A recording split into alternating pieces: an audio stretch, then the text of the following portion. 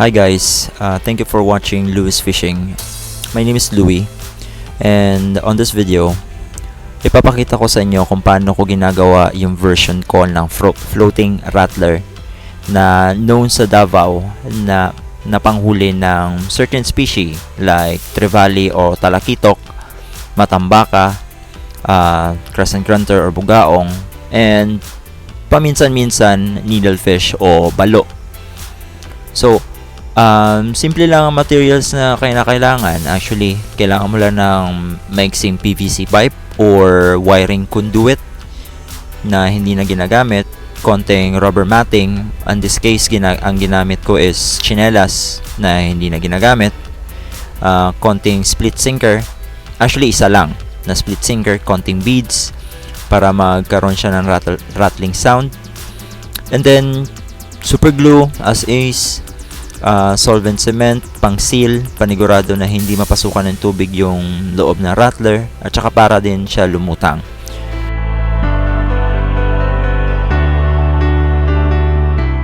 This video nga pala is ni-request ng isang taga Davao na gusto malaman or gusto magkaroon ng idea paano ginagawa ang floating rattler. Boss, thank you for watching the video. And I hope makakatulong to sa iyo at makabigay to ng idea kung paano gawin ang floating rattler at makatulong na rin para sa talakitok hunting.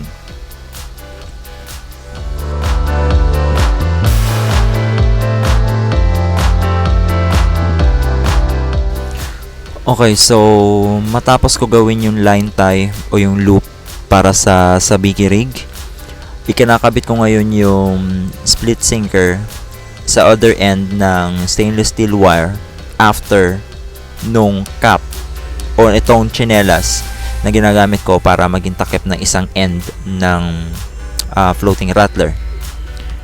Tip ko lang, mas okay na concentrated yung weight sa isang end ng rattler para pag nasa ere si rattler while after mong i-cast, mas stable at maiiwasan yung pagbubuhol-buhol ng sabiki rig papunta sa main line.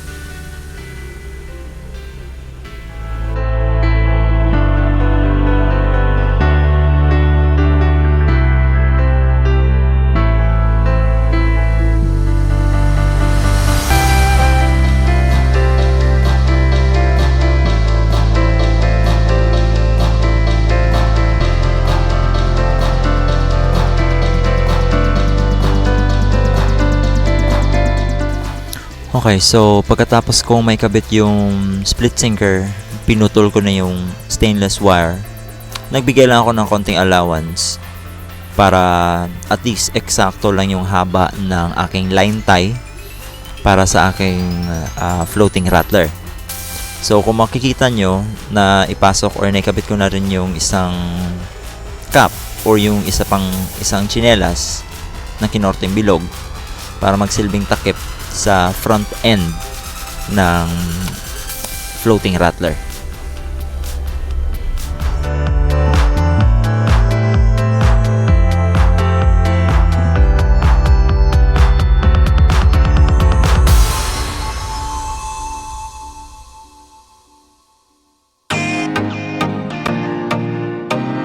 As you can see, pagkatapos kong gawin itong line tie, lalagyan ko na to ng beads. Ay, ilang pirasong beads lang para mas malakas yung tunog na ginagawa ng aking floating rattler.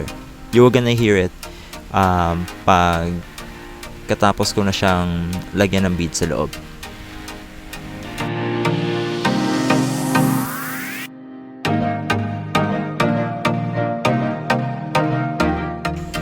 So ngayon, ito ang tunog na pinoproduce ng aking floating rattler.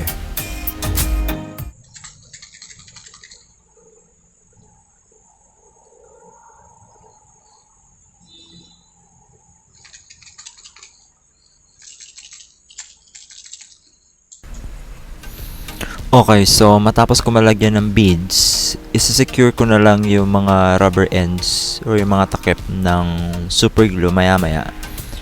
But on this part, nilalagyan ko ng palatandaan kung saan yung mabigat na part para din hindi ako malito kung saan ko ikakabit yung main line at saka yung sabiki.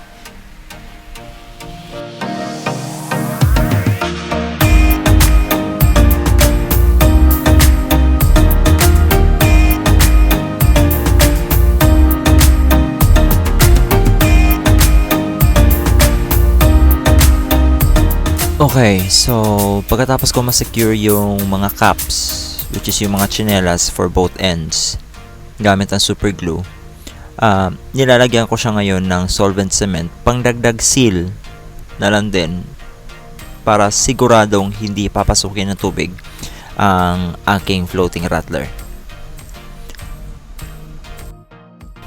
So this marks the end of my video, and I hope na makatulong at makabigay ito ng idea paano gumawa ng sarili ninyong floating rattler pang talakitok hunting.